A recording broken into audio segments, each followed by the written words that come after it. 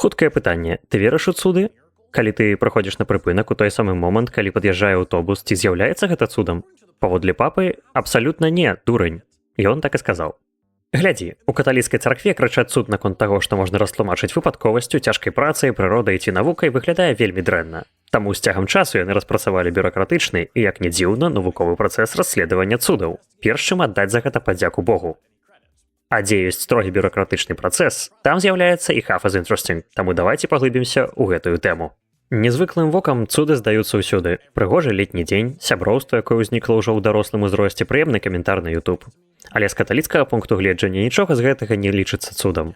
Паводле Catholic Answer Magazine, сайта, які змяшчае менш адказаў, чым я спадзяваўся, цуд адпавядае канкрэтным крытэрыям. Ён павінен выходзіць за межы чалавечых і навуковых магчымасцяў. Мы можам зафіксаваць яго з дапамогай 5 пачуццяў, і ён не мае негатыўных, злых ці бескарысных наступстваў. Гэта вызначэнне адсякае мноства рэчаў. Хоць каталіцызм прызнае, што Бог стварыў прыроду, сам факт стварэння не лічыцца цудам, як і ўсё, што прырода робіць. Прабачце, закаты, горы і само жыццё. Нават некаторыя звычайныя звышнатуральныя рэчы, як, напрыклад, ператварэнне хлеба і віна ў цела і кроў Хрыста ці адпушчэнне грахоў, не праходзяць гэты строгі фільтр. Але чаму ўсё настолькі жорстка? Калі проста, таму што ў каталіцызме цуды павінны быць з халоднымі цвёрдымі доказамі. Па-першае, для няверуючых, каб, магчыма, яны ўсвядомілі, што Бог сапраўды існуе. Вось чаму царква не можа абвесціць нешта цудам, а потым выявіць, што гэта ўсяго толькі дасягненне медыцыны, аптычная ілюзія ці проста разводненая маянеза. Па-другое, у каталіцызме цуды служаць доказам таго, што пэўны памёрлы чалавек сапраўды з'яўляецца святым, таму памылкова вызначаны цуд можа прывесці да памылкова абвешчанага святога.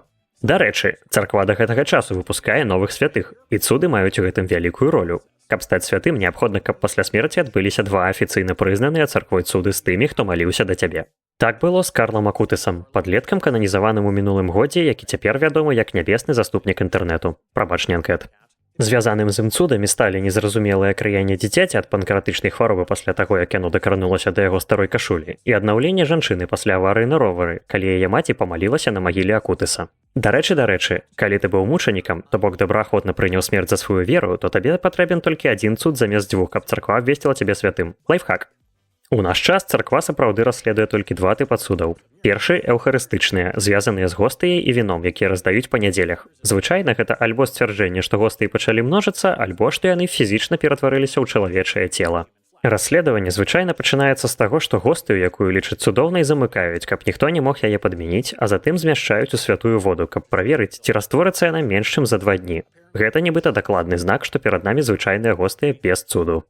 Наступныя этапы ўжо больш навукова дакладныя. Спачатку камісія правярае, ці знаходзілася гостыя ў чыёсьці ўласнасці падчас і пасля цуду, пераглядаючы відэазапісы з царквы і апытваючы сведкаў, каб выключыць магчымасць падмены.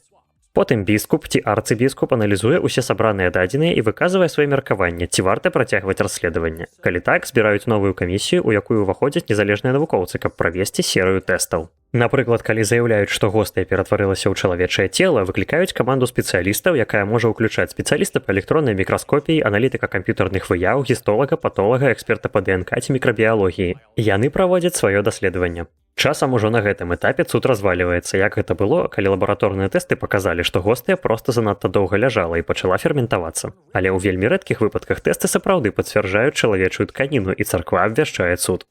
Аднак большасць цудаў, якія расследуе царква, з'яўляюцца медычнымі. Фактычна, менавіта яны служаць галоўнымі доказамі ў працэсе кананізацыі, таму расследаванне такіх цудаў перадаюцца ў дыэкстэрыі па справах святых, аддзел Ватыкана, які адказвае за працэс кананізацыі. Калі кагосьці прапануюць да кананізацыі, царква пачынае афіцыйнае расследаванне іх жыцця, смерці і магчымых цудаў, якія адбыліся дзякуючы іх заступніцтву з неба. Гэты працэс называецца справай, і ён можа доўжыцца бясконца. Я кажу літаральна. Дыэкстэрый захоўвае справы ўсіх, хто калі-небудзь быў намінаваны на беатыфікацыю, папярэдняга этапу да святасці, і ніколі не выдаляе імёны, таму што тэарэтычна гэты чалавек можа зрабіць цуд у любы момант. У дыкастэрыі працуе каля 24 супрацоўнікаў. Яны працуюць прыблізна з 100 прадстаўнікоў духавенства, а таксама з глобальнай сеткай медыцынскіх экспертаў. Калі нехта паведамляе пра медычны цуд, асоба, якая курыруе справу гэтага патэнцыйнага святога, арганізуе каманду для расследавання. Мы засяродзім увагу на 2 ключавых частках гэтай каманды – медычнай камісіі і адвакату д'ябла. Уявім сітуацыю. Курт трапляе ў аварыю і ўпадае ў кому.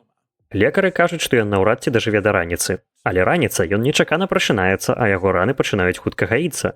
Праз некалькі тыдняў ён цалкам акрыяе без ніякіх ускладненняў. І яго сям'я сцвярджае, што малілася да аднаго чалавека, Крэга, аб цудзе перад тым, як Курт прачнуўся.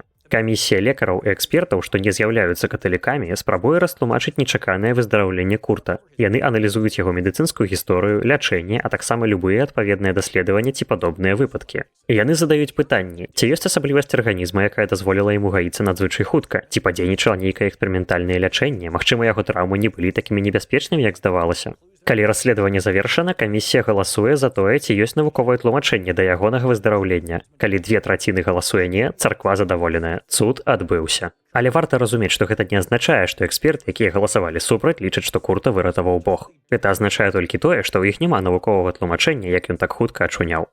Адвакат д'ябла з'яўляецца прадстаўніком царквы, чыя задача шукаць прабелы ў версіі пра цуд і правяраць, ці вытрымае яна крытыку. Ён размаўляе з лекарамі і хірургамі Курта, каб даведацца, ці ёсць у іх гіпотэзы, што тлумачыць хуткае выздараўленне. Апытвае сяброў сям'ю, якія маліліся, каб высветліць, калі дакладна яны пачалі малітвы, ці не змяніўся яго стан яшчэ да гэтага, і ці маліліся яны менавіта да Крэга, а не проста да Бога. Калі ў выпадку ўдзельнічаў рэліквій, напрыклад, цішотка Карла Акутыса, правярае, калі і як гэты рэліквій з'явіўся ў сітуацыі і як ён суадносіцца з медыцынскай храналогіяй.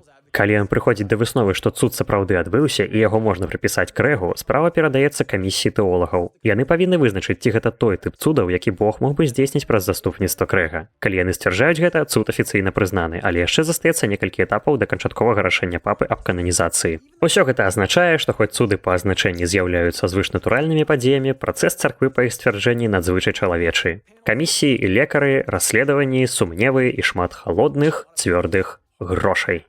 Паспяховая біятыфікацыя можа каштаваць больш за $500 000, і значная частка гэтых сродкаў ідзе на аплату знешніх экспертаў, якіх трэба наняць для праверкі цудаў. І вядома, гэта не ідэальны працэс. Калі ты не верыш у цуды, усе гэтыя выпадкі, якія царква абвяшчае цудамі, могуць здавацца проста справамі, дзе не атрымалася знайсці сапраўдную прычыну здарэння. Калі ты верыш у цуды, ты разумееш, што ніякі чалавечы працэс не можа зафіксаваць і правільна ідэнтыфікаваць кожны выпадак Божага заступніцтва. Менавіта таму каталіцкая дактрына дапускае, што ў небе, напэўна, шмат святых, якіх ніхто не прызнаў. І ўвесь працэс кананізацыі існуе толькі для таго, каб царква накіроўвала людзей да тых святых, у прысутнасці якіх яна абсалютна упэўненая. І глядзіце, незалежна ад таго, верыце вы ў Бога, святых, цуды, нізкатлушчаны маянэз ці ні ў што з гэтага, добра, што да ўсяго ёсць навуковы падыход. У маім свеце гэта ўжо цуд.